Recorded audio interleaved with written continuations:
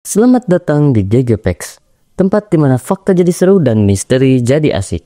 Pernah nggak sih lo kepikiran, gimana kalau ternyata ada sebuah benua yang hilang di bawah kaki kita sendiri? Bukan Atlantis, tapi Sundaland. Benua purba yang katanya tenggelam ribuan tahun lalu dan lokasinya deket banget sama kita di Asia Tenggara. Hari ini kita akan menguak misteri yang menghubungkan mitologi, sains, dan sejarah yang tersembunyi di bawah tanah Nusantara.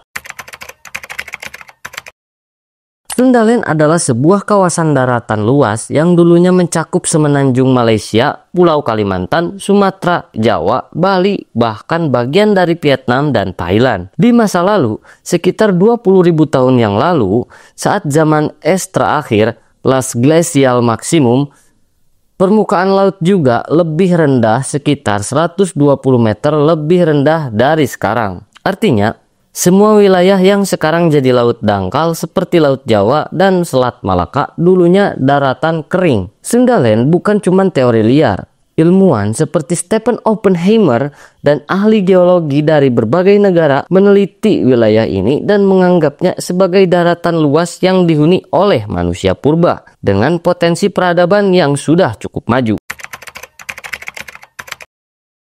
Ada beberapa bukti ilmiah yang memperkuat keberadaan Sundaland.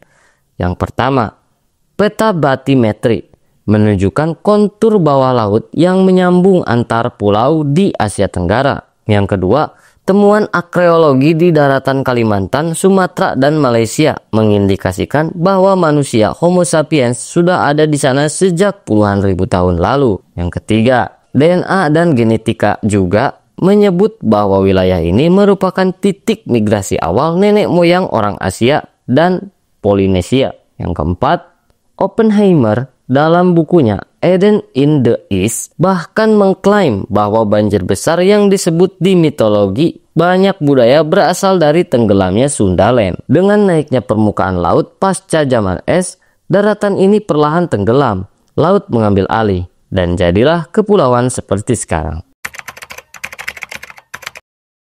Nah, ini makin seru. Di banyak budaya Asia, termasuk Indonesia, ada cerita tentang banjir besar dan negeri yang hilang. Contohnya, mitologi Hindu menyebut Kumari Kandam, daratan luas yang tenggelam di selatan India. Lalu, dalam budaya Jawa, ada legenda Gunung Tidar sebagai poros dunia dan kisah-kisah tentang daratan yang hilang akibat murka dewa. Bahkan cerita Atlantisnya Plato sering dikaitkan dengan Sundaland oleh beberapa peneliti. Mitos? Bisa jadi, tapi kadang mitos adalah kenangan samar dari sejarah yang nyata. Sundaland bukan cuma dongeng. Buat Indonesia ini penting karena 1.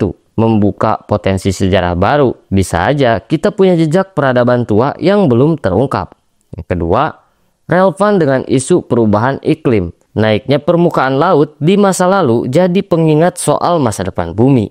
Yang ketiga, mengubah cara pandang terhadap identitas dan migrasi manusia di Asia Tenggara.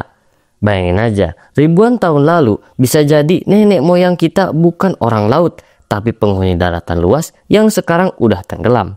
Sundaland mungkin memang udah hilang, tapi jejaknya masih tertinggal di DNA kita, di mitologi nenek moyang, dan di dasar laut yang masih menyimpan misterinya. Dan siapa tahu, di suatu masa nanti ada teknologi yang makin canggih, kita bisa temukan sisa-sisa peradaban kuno itu. Kadang, yang hilang tak benar-benar lenyap. Ia hanya menunggu untuk ditemukan kembali. Sama seperti sejarah, yang terkubur dalam diam, tapi masih bisa bersuara bagi mereka yang mau mendengar. Sundaland bukan sekedar daratan yang tenggelam. Ia adalah bagian dari cerita besar manusia. Dan mungkin juga cerita kita. Jangan lupa like, komen, dan share kalau lo suka misteri dan fakta unik. Follow juga GGFX di TikTok dan di Facebook biar nggak ketinggalan konten keren lainnya. Dan kalau lo mau dukung channel ini biar terus hidup, bisa banget kirim donasi lewat link Saweria yang ada di deskripsi. Gua GG pamit dulu karena di balik hal yang kelihatan biasa selalu ada fakta luar biasa. Sampai ketemu di fakta selanjutnya cuman di GGFX.